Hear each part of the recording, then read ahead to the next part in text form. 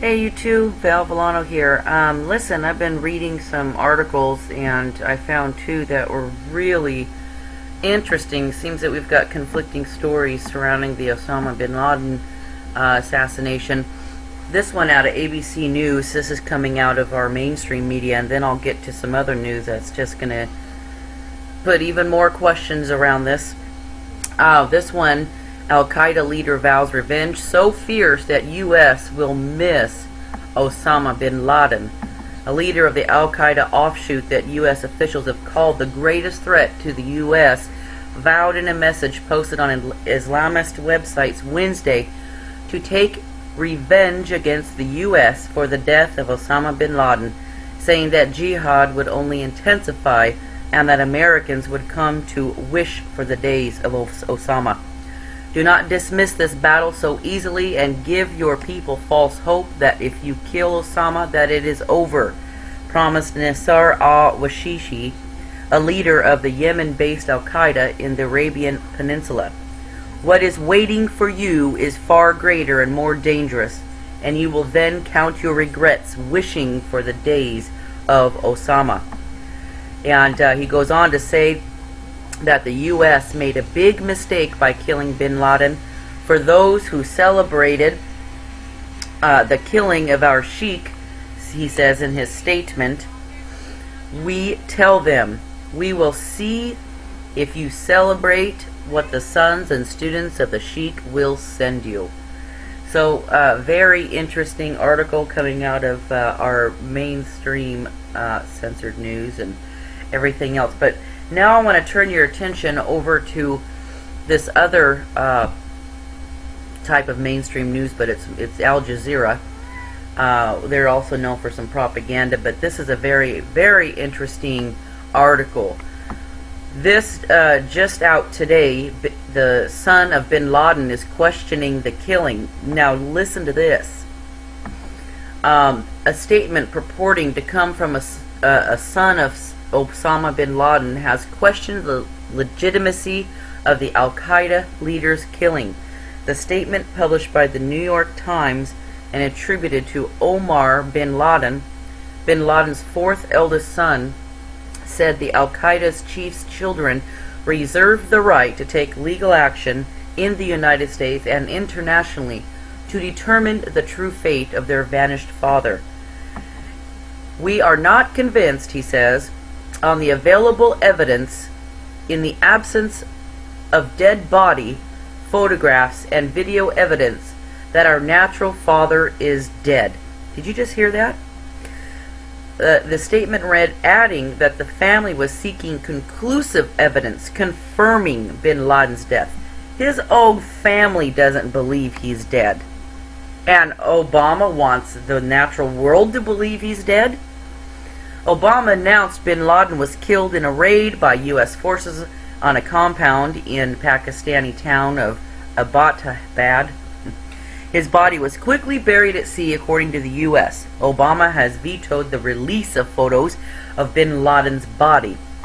The statement from the family continued, saying that if bin Laden was indeed dead, then we are just in questioning as per media reports why an unarmed man was not arrested and tried in a court of law so that truth is revealed to the people of the world.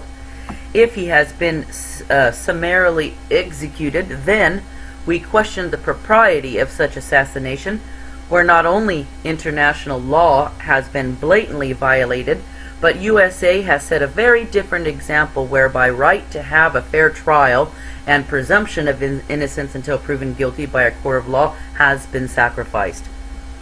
You know, I hate to say it, but that statement is correct. It's a bit of a hypocrisy. However, I also understand the flip side of if Obama was a mastermind of 9/11, however, we know better than that, then even if he was, he killed many people, okay? And does that give us a right to kill him, or should he have been tried in court like Saddam Hussein?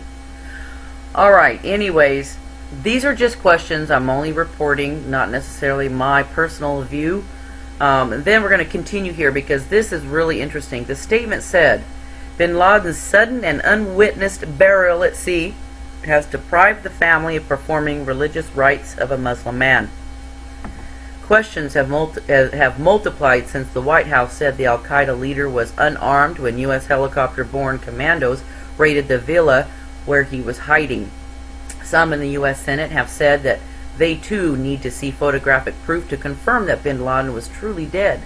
U.S. senators serving on the Senate Intelligence Committee and the Senate Armed Services Committee will be able to see the post-mortem photos of bin Laden by making a special appointment with the CIA, according to reports.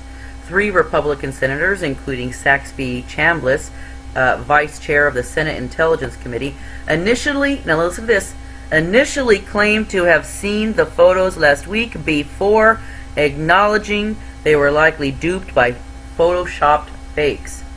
The statement from bin Laden's family made sure to distance his son from the al-Qaeda leader's ideology, saying, "In making this statement, we want to remind the world that Omar Osama bin Laden, the 4th-born son of our father, always disagreed with our father regarding any violence and always sent messages to our father that he must change his ways and that no civilians should be attacked under any circumstances." The statement added that it was unworthy of U.S. Special Forces to shoot unarmed female members of the bin Laden family.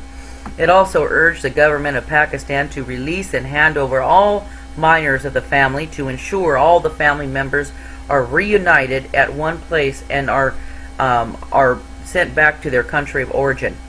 It ended by calling for a response from the U.S. within 30 days.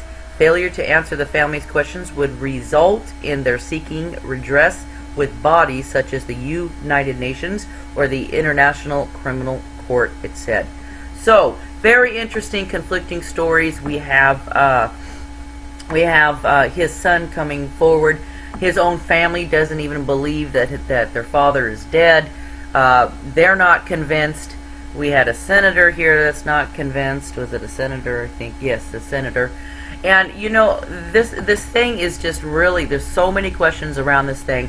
And then for him to not release these so-called photos, you know, I mean, we could sit here and talk about this all day long and come up with all kinds of different ideologies and analytics, but the fact remains, we have the family coming forward. This out of Al Jazeera News, his son claiming that basically calling the United States a hypocrite in their stance about having a fair trial and presumed innocent until guilty.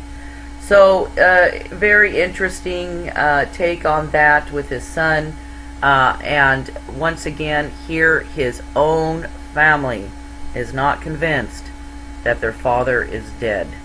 So, anyways, I'll be also getting back on Freedomizer for those who are following those shows tomorrow night, Thursday, May 12th, 9 p.m. Pacific time. And I start back there, and then Saturdays, the Sabbath show. And then also I'll be starting back with the HLM network as well.